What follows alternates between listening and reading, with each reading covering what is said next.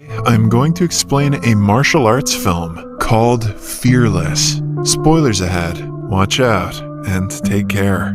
9-year-old Huo Yuanjia is the son of a martial arts master named Endi. Endi never allows Huo to take part in training, concerned about his asthma. The kid, however, has a passion for kung fu. He tries his best to sneak into his father's classes to learn the bases of it. Huo's only friend is a nerdy kid named Jin-sun. He does all of Huo's calligraphy homework, allowing him to train instead. Endi is the second best in martial arts in their town, which is soon about to change because he has been challenged by the best, Zhao.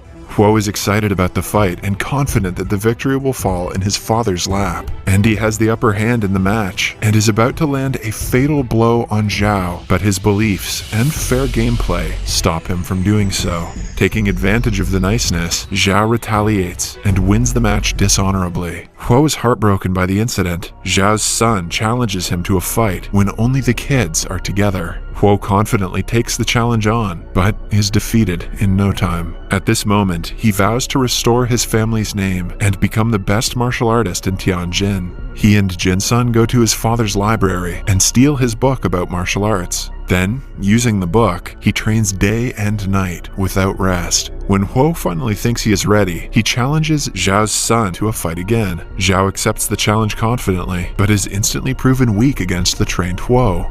Several years later, Huo has grown up to become even better in martial arts. His father passed away long ago, along with his wife, who left him with a little daughter. Huo spoils her since she is his joy and pride in life. Since his last fight with Zhao, Huo has remained undefeated. He has fought several opponents, but none of them were good enough to give him a hard time. Huo has also gathered a lot of fans and followers over the years, but along the way, he has developed pride and is starting to forget his father's principles. He drinks and parties all the time and lets his disciples focus on having fun more than practicing. Some days he drinks so much that he forgets to return home to his daughter. He has spent all of his family's money and has gone into debt, but has no cares in the world. One evening, he goes to his best friend Jin-sun, who is now a wealthy businessman and the owner of a famous restaurant. As usual, Huo drinks until midnight and treats his followers to unlimited food. Jin-sun's assistant reminds him that Huo has not paid his bills for over a year, and they've been piling up.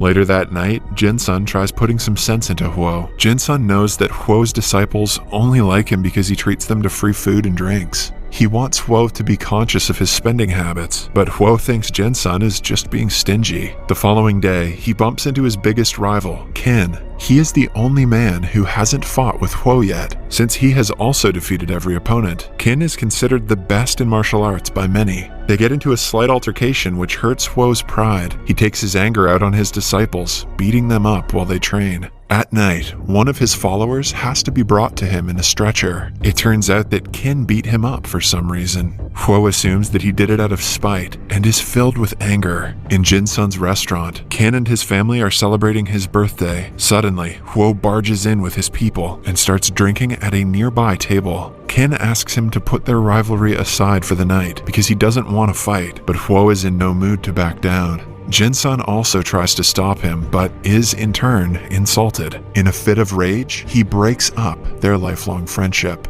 Now even angrier, Huo challenges Qin to a fight and asks him to kneel down if he doesn't want to accept. Everyone gets out of their restaurant for their safety, leaving the fighters alone. They get into an intense battle, both matching in skill and strength, but when anger takes over Huo, he doesn't play fair. He beats Qin up until he is exhausted and lands a life-threatening punch on his chest. It causes him to die instantly.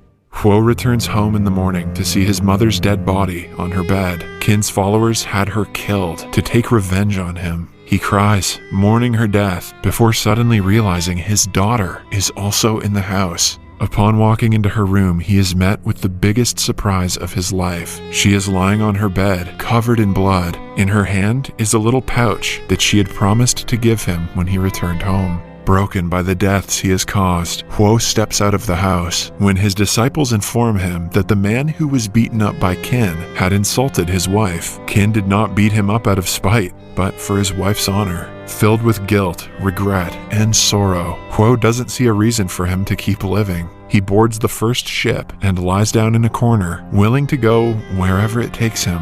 After living in the streets for 6 months, he tries to commit the unthinkable, but is soon saved by a group of people by the river. They bring him to their tribe and take great care of him, but even after gaining consciousness, Huo goes into depression and doesn't talk to anyone. A blind woman named Moon takes care of him and is worried that he will never get up from the bed. Her experienced grandmother is confident that he will be fine with time.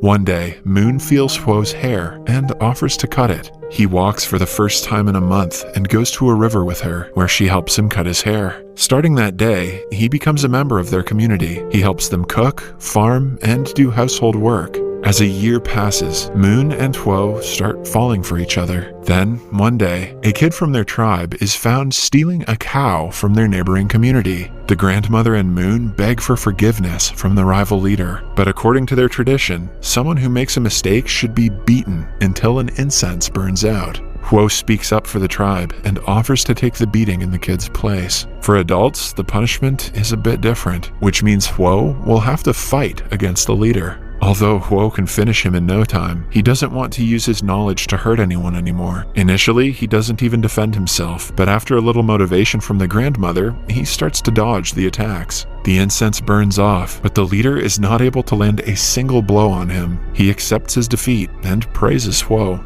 The next day, Huo, Moon, and the children of the tribe are in the field. The children want to learn Kung Fu from Huo, but he refuses to teach them. He knows what great power does to people and wants the peaceful village to remain as it is. The children also innocently mention that Huo and Moon are the closest to each other, but the adults ignore the comment. One day, Moon goes to see her parents' grave. This reminds Huo of his parents and daughter, who he abandoned after her death. Now that he is in a better mental condition, he wants to return home to visit their graves. He tells Moon about the plan, and she happily encourages him. Huo promises to return as soon as he can, and asks her to wait for him. In the following scene, we see him enter his hometown, Tianjin, which is now an entirely different place. After the fall of the Qing dynasty, several strong nations attacked China and took over. Tianjin became partially colonized, which caused several foreign residents to reside in the city and influence their culture. Huo goes to his childhood house, which is now an old, shabby place. The family servant Lai Fu welcomes him in. He has tried his best to keep things as they were, but after Huo's departure, a bunch of creditors flipped the entire house to look for money. Huo goes to his family's grave and apologizes to his father. He finally understands why he didn't land the punch years ago, when he could have won the title of the best player. After that, he goes to apologize to Qi's family and bows down in front of his shrine. As he wanders around the city, he sees that a wrestler named Hercules O'Brien is challenging Chinese people in a fight. He has remained undefeated in every fight and is confident in the next victory. To conserve Chinese heritage, Huo wants to challenge him, but he will need some money for it. For his next step, he goes to Jinsun's place and apologizes for what happened years ago. He promises to have learned from his actions. When Jinsun finds out what he needs the money for, he doesn't waste time before handing it to him through an assistant.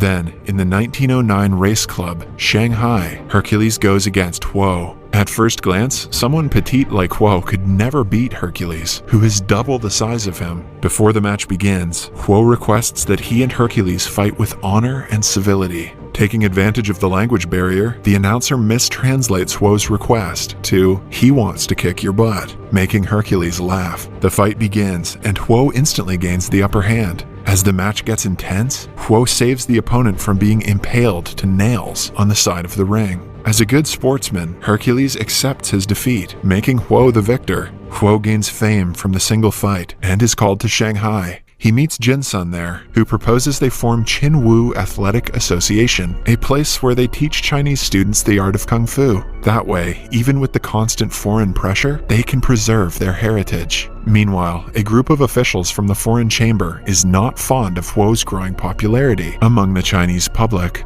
They fear that his wins against the foreign fighters may trigger anti-foreign sentiments among the Chinese people. Hence, to make sure he loses in the ring next time, they propose a match between Huo and 4 foreign champions consecutively in a single day. The Japanese representative, Mr. Mita, promises to end Huo once and for all this time. Even though the challenge is difficult and is obviously a tactic to make him lose, Huo agrees to take part. One day, before the big fight, he meets his rival, the Japanese champion, Tanaka. They talk over tea and befriend each other. Tanaka is a fair and respectable sportsman like Huo, but unlike the people who are sponsoring him. Cut to the day of the fight. Huo is made to go against 3 fighters from around the world, but none of them last in the ring for more than 2 minutes. Huo manages to defeat all 3 without breaking a sweat. Lastly, he goes against Tanaka, who apologizes for the unfair match and asks him if they should reschedule. Huo says it's fine, and the first round starts. They fight using weapons of their choice. Huo uses a sanjigu, and Tanaka uses a katana. Amidst the intense battle, they accidentally exchange weapons. Tanaka is not very good at handling a sanjigu, so to make it a fair fight, Huo offers to exchange the weapons again.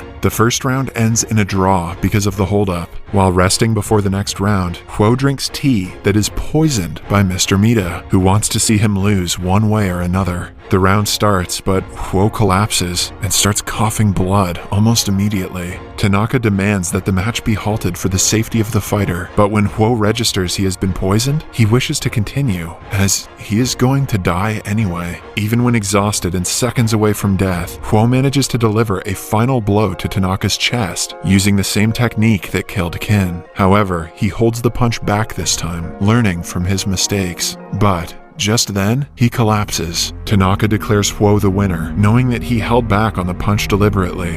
In the end, Huo falls into his friend's arms and dies. Tanaka angrily belittles Mr. Mita for resorting to killing a man for the sake of his pride. He calls him a disgrace to Japan before storming off. In the last scene, Huo's spirit reaches the field outside Moon's house. She runs to him, sensing his presence.